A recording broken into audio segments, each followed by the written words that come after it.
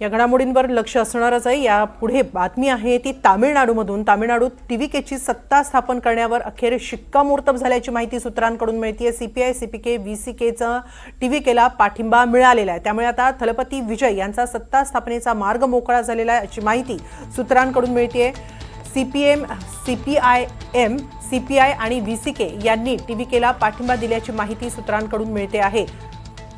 काँग्रेसच्या 5 आमदारांनी पाठिंबा दिल्यानंतर विजय थलपती यांच्याकडे 5 ते 6 आमदारांची कमतरता होती। मात्र आता अखेर इतर पक्षांनी पाठिंबा दिलेला यात सीपीआयएम, सीपीके आणि व्हीसीकेचा समावेश आहे।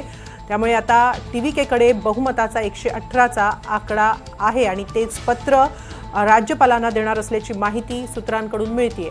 याबाबत अधिक माहिती घेऊया आमचे प्रतिनिधी अभिजित पाटील यांच्याकडून। अभिजित, काय घडतंय नेमकं तामिळनाडूमध्ये?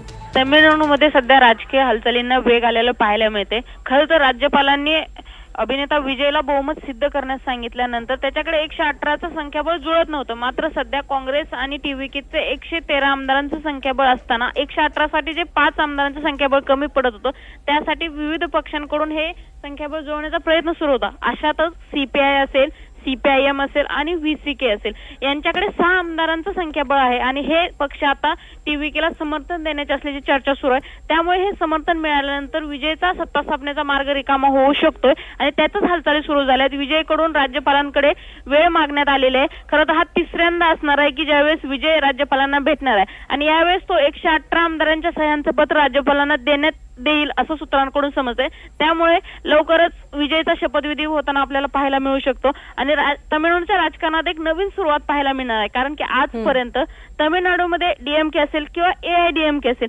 यांचं सरकार असायचं। त्यामुळे आता प्रथमतच तामिळनाडूला एक तिसरं सरकार मिळणार आहे की जे डीएमके आणि एआयडीएमके सोबत असणार आहे। तसंच दुसरीकडे आपण बघितलं तर कनिमोझी यांनी लोकसभेच्या अध्यक्षांना जे पत्र दिले त्यात त्यांनी म्हटलेलं आहे की काँग्रेस सोबतची आमची आघाडी तुटलेली आहे।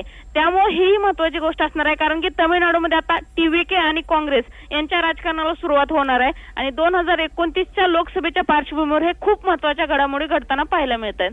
नक्की, धन्यवाद अभिजित आपण दिलेल्या या माहितीबद्दल। थलपती विजय पुन्हा एकदा राज्यपालांना भेटून 118 आमदारांच्या सह्यांचं पत्र देणार असल्याची माहिती समोर आलेली आहे। त्यामुळे आता तामिळनाडूमध्ये टीव्हीकेची सत्ता स्थापन होऊ शकते।